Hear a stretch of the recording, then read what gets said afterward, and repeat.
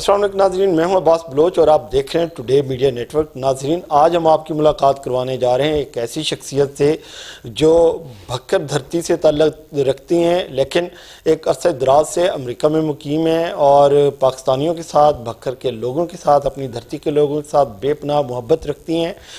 میرے ساتھ موجود ہیں معروف افسانہ نگار ہیں، شاعرہ ہیں، محترمہ فرحت پروین صاحبہ، جو کہ انعام اللہ خان صاحب کی اہلیہ ہیں۔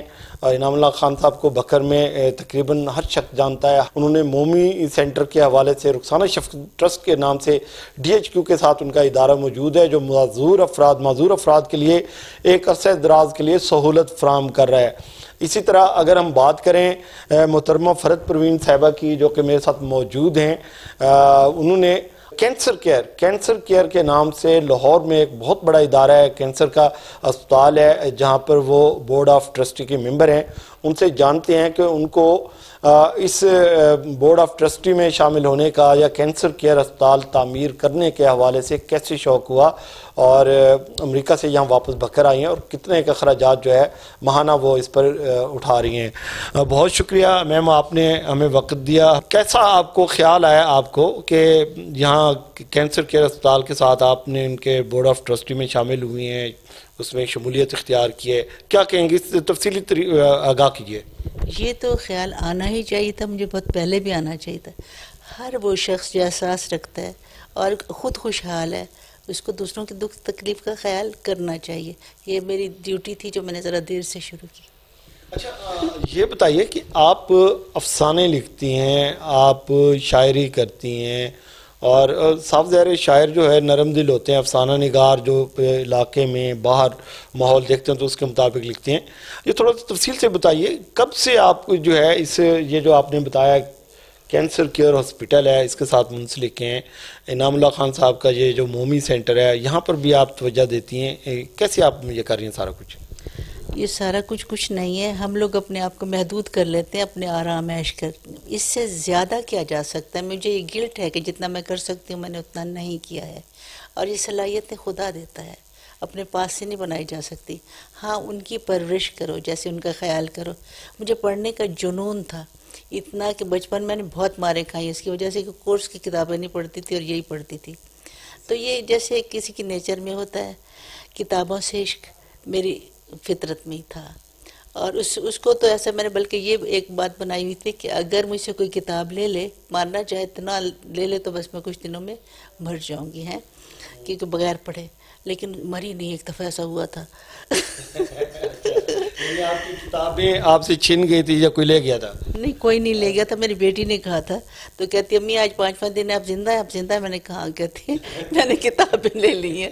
لیکن خیر وہ تو ایک مذاق کی بات تھی، لیکن یہ فیکٹ ہے کہ لکھنا پڑھنا یہ جو ہے نا اتنی خوبصورت چیز ہے، اس کے مقابلے میں کوئی دولت، کوئی شہرت، کوئی چیز اس کا مقابلہ نہیں کر سکتی۔ اچھا، یہ بتائیے کہ افسانہ نگاری میں آپ کے کتنے مجموعے ہیں، شاعری کے کتنے مجموعے ہیں، اس حوالے سے تھوڑا بتائیے جا، اور کون سے شعراء کرام کے ساتھ جو ہے آپ کا تعلق رہا ہے اس میں؟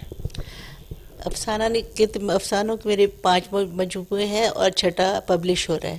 شاعری کا میرے ابھی تک ایک ہے، دوسرا بھی ہونا ہے، لیکن میں خوش قسمت ہوں، میں نہیں کہتی کہ میرے میں اتنی لیاقت ہے، مجھے ایسے چانس پتہ نہیں کیسے مل جاتے ہیں۔ مجھے اس میں لکھنے کے لیے میں لانے والے احمد ندیم قاسمی کوئی اور نہیں۔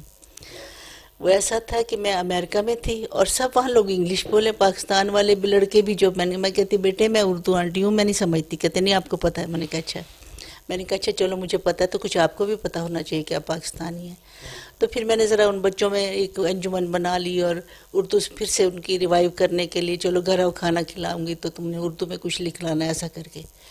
تو ایسے اسی کے لیے میں نے اس طرح کی ہوئی تھی۔ تو مجھے وہ کہنے لگے کہ آنٹی آپ بھی لکھیں گی؟ میں نے کہا ہاں لکھ لوں گی۔ اچھا، کھانے پکانے میں لکھ نہیں سکی، تو جب آئے انہوں نے سنا دیا، بولی آپ سنائیے۔ میں نے خالی کاپی اٹھا کے تو زبانی بول دیا۔ ایک واقعہ ہوا تھا کچھ 2 دن پہلے، بلکہ 1 ہی دن پہلے۔ تو جب وہ چلے گئے نا تو مجھے لگا یہ تو کچھ اچھا واقعہ میں نے لکھ لیا، تو میں نے اس کو لکھ لیا اور میں نے احمد ندیم قاسمی کو بھیج دیا، آگے نہ پیچھے۔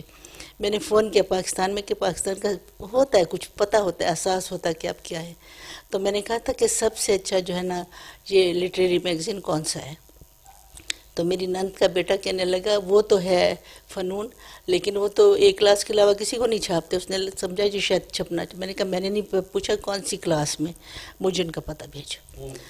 اچھا انہوں نے بھیج دیا تو میں نے وہی لکھ کے احمد تنیم قاسمی کو بھیج دیا اور کہا کہ میں آپ سے صرف یہ پوچھنا چاہتی ہوں کیا مجھ میں لکھنے کی صلاحیت ہے. میرا 1.5 صفحے کا تھا وہ پیج, انہیں 6 صفحے لکھے اور انہوں نے ہر بات مجھے اپنے ساتھ ملا, ہر بات میں کہنے لگے آپ پوچھتی ہیں میں لکھ سکتی ہوں, یہی افسانہ جو آپ نے لکھا ہے یہ تو عالمی مقابلے میں بھیجے جانے کا قابل ہے. تو پھر اتنی جب آپ کو ترجیح ملے تو ہو جاتا ہے. پھر بس میں اس طرف آ گئی تھی لکھنے کی طرف. تو یہ جو کینسر ہاسپٹل ہے, کینسر کیئر اسپتال ہے, اس میں آپ کیسے شامل ہوئیں, یہ تھوڑا سا اس بارے میں بتائیے گا. اچھا ویسے بات یہ ہے کہ یہ اللہ تعالیٰ میرا مددگار ہے. میں خود کسی شوق کو یعنی مطلب میں بڑھانے کے لیے آگے نہیں بڑھی, خود ہی راستے میں میرے جیسے چیزیں آتی کہ اللہ تعالیٰ کو میری کاہلی منظور نہیں تھی. تو ایسا ہے کہ یہ کینسر کیئر کا جو تھا ویسے چھوٹے موٹے میں کام کرتی رہتی ہوں. میرا ایک کلینک ہے جو بہت سالوں سے چل رہا ہے, بہت غریب علاقوں میں کرتی ہوں. ایک ہی ڈاکٹر ہوتا ہے, ایک ہی نرس ہوتی ہے اور وہ دوا مفت دیتے, دوا بھی دیتے ہیں اور بیچتے ہیں. تو وہ بھی تھا ہمارا. تو وہاں ڈاکٹر شہریار گئے تو کہا کہ بھی آپ کی میڈم سے ملنا چاہتا ہوں. تو انہوں نے کہا تو امریکہ گئی. اچھا آئے تو ملنا. میں واپس آئی تو مجھے انہوں نے بتایا. میں اپنی بدتمیزی بتاؤں, میں نے سمجھا کہ یہ ڈونیشن ہی مانگتے ہوں گے. میں نے کہا میں نے نہیں ملنا. اچھا وہ پھر بار بار فون کریں تو آخر ڈاکٹر کو شرم آ گئی. کہنے لگا میڈم آپ مل لیجیے, نہ ہی کر دیجیے چاہے. تو میں نے کہا آپ کی خاطر جا رہی ہوں, کہیں آپ نہ غصے ہو کے چھوڑ جائے میرا کلینک. تو کہتے اچھا. تو میں چلی گئی. تو میں نے پہلی دفعہ اتنا بلنٹلی اور بدتمیزی کا بولا, بدتمیز لہجہ تو خیر یہی تھا. جب میں نے کہا ڈاکٹر صاحب ڈاکٹر نہیں ہوں, نرس نہیں ہوں, ایڈمن نہیں ہوں, مجھے کیوں بلا رہے ہیں آپ, ایسے ہی کہا. تو کہنے لگی آپ کا ایک کلینک ہے. میں نے کہا ہاں ہے, مجھے بھی سمجھ میں آ گیا. تو آپ ایسا کریں کہ ابھی ہم یہ بنانے جا رہے ہیں ہاسپٹل وغیرہ, فی الحال ہمیں تھوڑا آپ مدد کیجیے. میں نے کہا مثلاً. کہنے لگی آپ کے کلینک میں ہم میموگرافی کی مشین لگا لیں گے, اس کو چلائیں گے, سب کچھ اس کا خرچہ ہم خود کریں گے, بس آپ لگانے دیجیے. تو میں نے کہا اچھا میں بتاؤں گی. اور میں چلی گئی. میں نے راستے میں کہتی کہ واہ ضرور ہے جو بنی بنائی ان کو چیزیں چاہیے, میں نہیں کچھ لگانے دینے والی. پھر نہیں میں گئی. تو پھر اس کے بعد وہ روز فون کرے. آخر ڈاکٹر کو شرم, میڈم آپ جا کے کہہ دیجیے کہ آپ کے پاس ٹائم نہیں ہے, ایسا نہ کیجیے. میں شرم آتی ہوں, اتنا بڑا ڈاکٹر ہے. تو میں نے کہا ٹھیک ہے اتنا بڑا تو چلی جاتی. میں چلی تو یہ جاتے ہی کہا, میں نے کہا ڈاکٹر میں نے یہ سارا کچھ. کہنے لگی آپ کی ہی ضرورت ہے. میں نے کہا فرمائیے. کہنے لگے کہ ہمیں اس کی تھوڑی تشہیر کرنی ہے. تو آپ کو سب جانتے, ہر جگہ بلا بھی لیتے ہیں, ٹی وی پہ بھی اکثر آپ کو دیکھا جاتا ہے. تو آپ ان کو کہیے کہ بھی اس طرح ہے. تو یہ سٹی 42 والے ہر وقت تیار ہوتے ہیں بلانے کو. میں نے کہا ڈاکٹر صاحب آپ اور بہت کام کر رہے ہیں, تو میں تو ابھی نہیں کر رہی نا, تو میں کر دوں گی ٹی وی پہ آپ لوگوں کے لیے پروگرام. تو پھر میں نے کر دیا. پھر میں نے کہا ابھی کہتے تو پر ڈونیشن تو کوئی نہیں آئی. میں نے کہا دیکھیں آپ تو اتنے بڑے ہیں, تو آپ کو یہ کیوں نہیں پتہ چل رہا, اس طرح ڈونیشن تھوڑی ملتی ہے, کہیں تشہیر ہوئی کی. تو میں نے کہا ایسا کرتے ہیں کالم نگاروں کو بلاتے ہیں, پتہ تو چلے کیا ہو رہا ہے, اور کسی اچھی جگہ پہ بلاتے ہیں, جم خانہ میں بلائیں گے, اور پھر آپ بتائیے گا کہ کیا کرنا ہے. تو اچھا جم خانے میں گئے, وہاں جا کے تو میں نے کہا کہ میں آپ سے کچھ مانگنا چاہتی ہوں. جانتے تو سب تھے, منہ اتر گئے ان کو سنتے پھر رہے تھے کچھ کر رہی ہے. میں نے کہا نہیں نہیں گھبرائیں نہیں, میں آپ سے وہ مانگوں گی جو آپ کے پاس ہے. تو کسی کا ایک شعر ہے بہت ہی کمال کا, وہ ہے کہ شاید تیرے لفظوں سے کوئی جی اٹھے, شاید تیرے لفظوں سے کوئی جی اٹھے, اپنا سخن خیرات کر کچھ بات کر. تو میں نے کہا بس اس لیے ہم نے آپ کو بلایا ہے, ہم بات کرنا چاہ رہے ہیں آپ سے, اور سارا کچھ پھر بتایا ڈاکٹر شہریار نے. ڈاکٹر شاہینہ آصف کو شاید آپ بھی جانتے ہوں, بہت بڑا آدمی جس کے بڑے اسپتال ہے سب کچھ سب. تو وہ بھی تھی, تو وہ رونے لگی. میں نے کہا ہیں یہ کیسے رونے لگی؟ کہنے لگی میرے باپ کے کینسر کی آخری سٹیج تھی, تو وہ کہتا تھا تکلیف جو ہوتی تھی کہتا تھا مجھے ڈاکٹر کے پاس لے جا. مجھے پتا تھا کچھ نہیں ہوگا, خود بھی ڈاکٹر تھی. پھر میں لے جاتی تھی, پھر وہ پھر رونے لگ گئی. تو کہنے لگے فرت ایسا بھی کچھ کرنا ہے کہ کیسے لوگ ہو. تو میں نے کہا چلو ٹھیک ہے. تو دوسرے دن ہی اجمل نیازی کا کالم چھپنا تھا, تو ایک عورت آئی. تو کہنے لگی میں ان کی بہت فین ہوں, میرا آگے پیچھے کوئی نہیں. اس نے ₹1,00,000 لا کے رکھ دیا میز پہ, یہ لے لو اور میرا گھر آپ کا, میں مر جاؤں تو آپ کا ہے. اس طرح کرتے کرتے پھر بڑھتا گیا. پھر اس کے بعد ہم لوگ ہمارے ساتھ ایک لڑکی کام کرتی تھی ڈاکٹر نازش.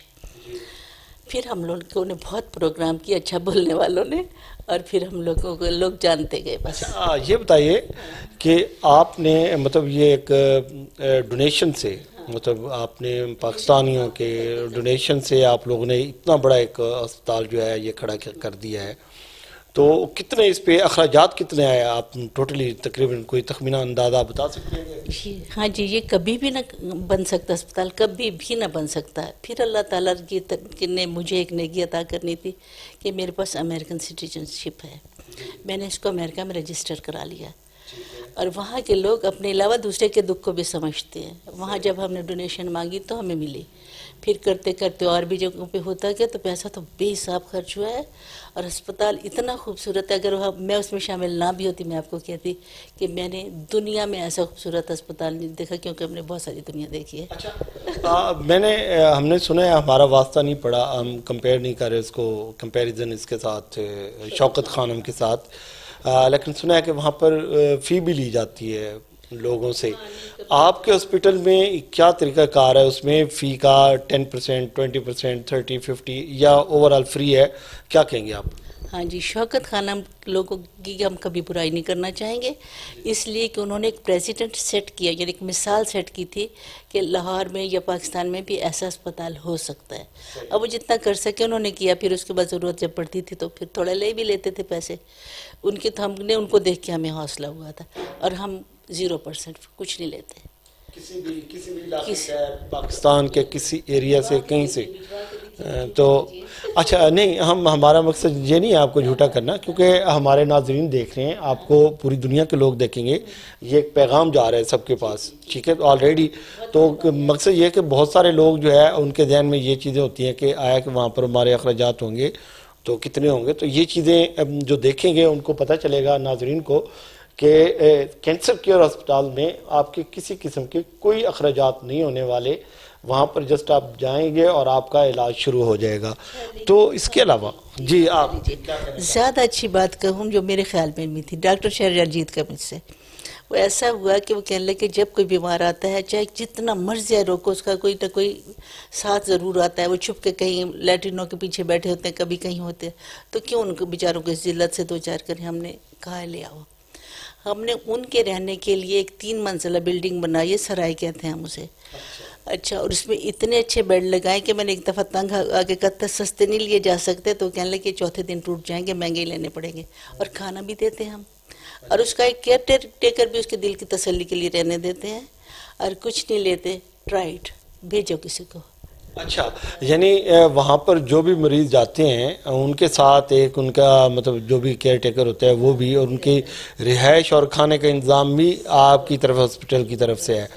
تو بھکر میں ابھی پچھلے دنوں دینار ہاسپٹل ہے، ڈیر اسماعیل خان، وہاں سے ایک ٹیم آئی تھی. انہوں نے بتایا تھا کہ بھکر سے تقریباً کینسر کے مریضوں کی تعداد جو ہے مسلسل مطلب بڑھ رہی ہے، اور اس میں زیادہ تر خواتین ہیں جو کہ بریسٹ کینسر سے متاثر ہیں. تو وہ 26% تک ان کی ریشو جا چکی ہے. تو اس حوالے سے آپ اپنے اسپتال کی جانب سے بھکر کے لوگوں کو کیا سہولت دے رہی ہیں تاکہ وہ ان کو کوئی فائدہ اٹھا سکیں؟ کیونکہ وہ تو لاہور میں ہیں اور آپ بھکر سے تعلق رکھتے ہیں، کس طریقے سے ان کو فیور پہنچائی جا سکتی ہے؟ دیکھیے، میں آپ کو یہ بتاؤں کہ اس کا علاج زبانی نہیں ہو سکتا، اس کا علاج دوا سے بھی اتنا نہیں ہو سکتا جتنا سرجریز ہوتا ہے. ان کو آنا تو پڑے گا، ٹھیک ہے؟ اور وہاں آنے کے بعد ہمارے لیے بھکر سے ہو، پشاور سے ہو، جہاں سے ہو، ہمارے پاس کوئی ترجیح نہیں ہے. میرا کہنے کا مقصد یہ تھا کہ یہاں پر تشخیص جو ہے، مرض کی تشخیص کا جو ہے سب سے مشکل مرحلہ یہ ہے کہ یہاں پر ایسی کوئی لیب نہیں ہے، ایسا کوئی ادارہ نہیں ہے کہ جو فوری ارلی سٹیجز میں جو ہے وہ تشخیص ہو سکے اس مرض کی، کینسر کی. تو اس حوالے سے آپ لوگ کیا کر سکتے ہیں یہاں پر؟ اس حوالے سے بھی پھر شرمندہ ہوں کہ ہم وہیں کر رہے ہیں. تو ہم نے ایسے کیا تھا کہ یہ میموگرافی کی مشین وہ لگا دی تھی ایک ہاسپٹل میں، ایک دوسری ہمارے اپنے پاس تھی. تو آپ چیک کرواتے رہے نا تو پتہ چل جاتا ہے کہ کچھ ہے اندر یا نہیں ہے. کچھ بن بھی رہا ہو تو بھی پتہ چل جاتا ہے. وہاں تو ہے لیکن یہاں نہیں ہے. میموگرافی جو ہے اس سے پتہ چل جاتا ہے، لیکن بھکر میں نہیں ہے، بھکر میں نہیں ہے. اور اس میں آ جائیں، کرایہ میں اپنا پرسنلی دے دوں گی. اچھا ٹھیک ہے، آئیں، بھیجیے انہیں. کوئی بھی ہونا اگر آ جائیں. میری نند ہے تو ہر مہینے ہر چکر پہ جاتی ہے نا، تو میں نے اسے کہا، فون کیا ایڈمن کو، وہ جو کر رہا ہے، تو میں نے کہا ایڈمن غزالہ کو کہا، میں نے کہا غزالہ وہ آ رہی، کہتی ہاں نسیم آ رہی، وہ ہر دفعہ چیک کراتی ہے، ہر دفعہ جب بھی جاتی ہے چیک کراتی ہے. ہم منع نہیں کرتے کسی کو، لیکن ہاں میں یہ بات کروں گی کہ اگر وہ یہاں کچھ عرصہ کے لیے کیمپ لگا لیا کریں میموگرافی کا.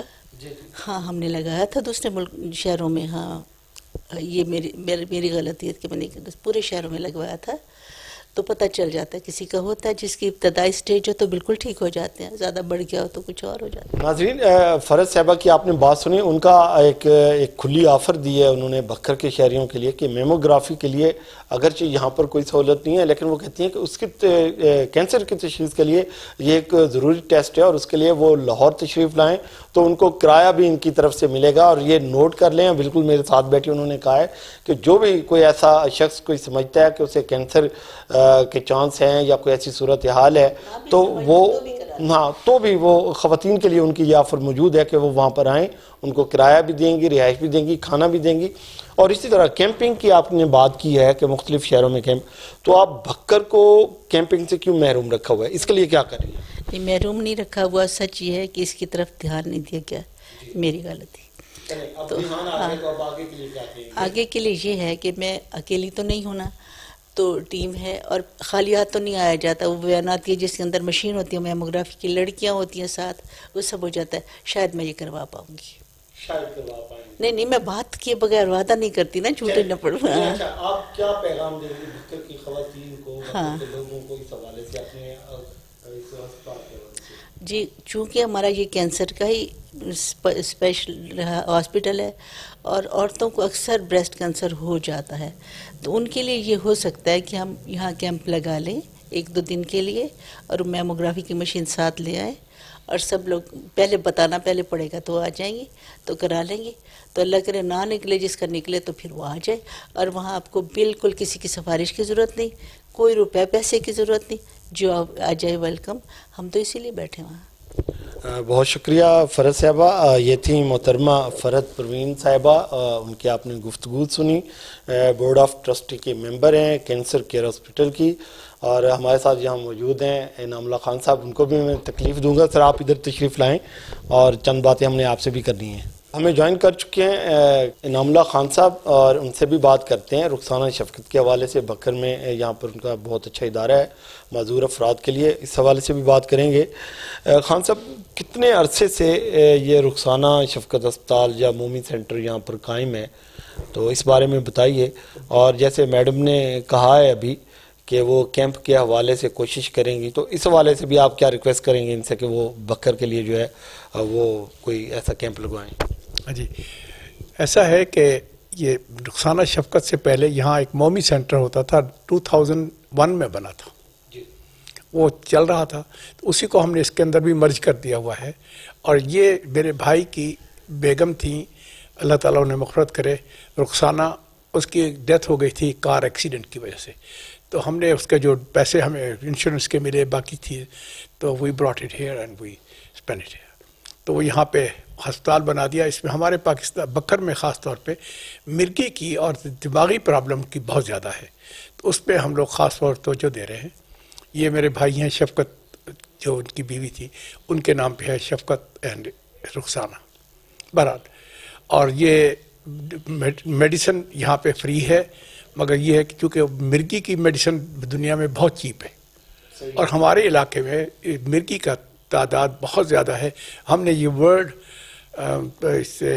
ہیلتھ آرگنائزیشن سے کے سروے سے رپورٹ لی تھی، اسی لیے ہم نے بنایا تھا یہاں. تو الحمدللہ چل رہا ہے، اور اس کی ابھی تک ہمیں ڈونیشن کہیں سے نہیں مل رہی ہے، but we are spending on our own pocket.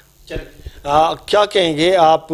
Madam سے کوئی ریکویسٹ کریں گے کہ وہ میموگرافی کے لیے یہاں پر کوئی کیمپ لگائیں اور بکر کے لوگوں کو سہولت پہنچے اس حوالے سے تاکہ تشخیص کی جا سکے؟ میں ان کے ریفرنس سے میں ان کو کہا تھا ہسپتال والوں کو کہ مجھے یہاں کیمپ لگانا ہے. کیمپ لگانا مینس کہ ہم نے یہاں کچھ لوگوں کو کرنا ہے. مسجدوں میں اعلان کروایا گیا یہاں، اور لوگوں نے ہماری گاڑی کے شیشے توڑ دیے تھے جو کہ آپ لوگ ہماری عورتوں کے بارے میں کیوں بات کرتے ہیں. یہ کب کی بات ہے؟ یہ آج سے کوئی 15 سال پہلے کی بات ہے. اچھا، تو اس وقت آپ نے کوشش کی تھی؟ اسی وجہ سے ڈر رہے ہیں کہ اب دوبارہ نہیں ریکگنائز نہیں کرتے ہیں، ان کو فیل ہی نہیں کرتے. جی میم، آپ کچھ کہنا چاہ رہے ہیں؟ میں تو نہیں ڈرتی ہوں، اور میں کہہ بھی دوں گی، اور لوگ آئیں گے بھی صحیح اور کرائیں گے بھی صحیح. اب ان میں شعور آتا جا رہا ہے، پہلے نہیں پتا تھا، ہم چھوٹے شہر سے تھے، وہ ایسا ہے کہ ان کا بھی حق ہے، ان کو نظر انداز نہیں کرنا چاہیے. میں اپنا جرم تسلیم کرتی ہوں کہ میں نے یہ پہلے کیوں نہیں کیا، اب ہو جائے گا.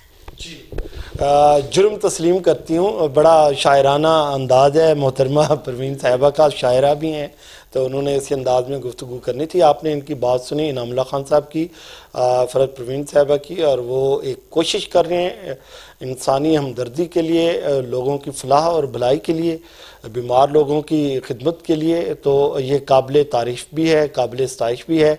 تو ہم چاہیں گے کہ بکر کو بھی انشاءاللہ تعالیٰ آپ بکر کے لوگوں کو بھی یہ سہولت فراہم کریں گے. اور ان کا یہ پیغام ہے کہ جو بھی کینسر کا مریض ہے یا سمجھتا ہے کہ خدا نہ خواستہ اس کے اندر کوئی ایسی تبدیلی ہو رہی ہے، تو وہ فوری طور پر میموگرافی کرائے، جس کے لیے ان کے پاس وہاں پر سہولت بھی ہے، آنے جانے کا کرایہ بھی دیں گے. اور خدا نہ خواستہ اگر مرض ہوتا ہے ان کو کینسر کا، تو علاج بھی فری ہے، اور اس کے ساتھ ساتھ ایک کیئر ٹیکر اور ان کی رہائش اور کھانے کا انتظام بھی ہوگا. تو اپنے ہوسٹ عباس بلوچ کو اجازت دیجیے. اللہ حافظ.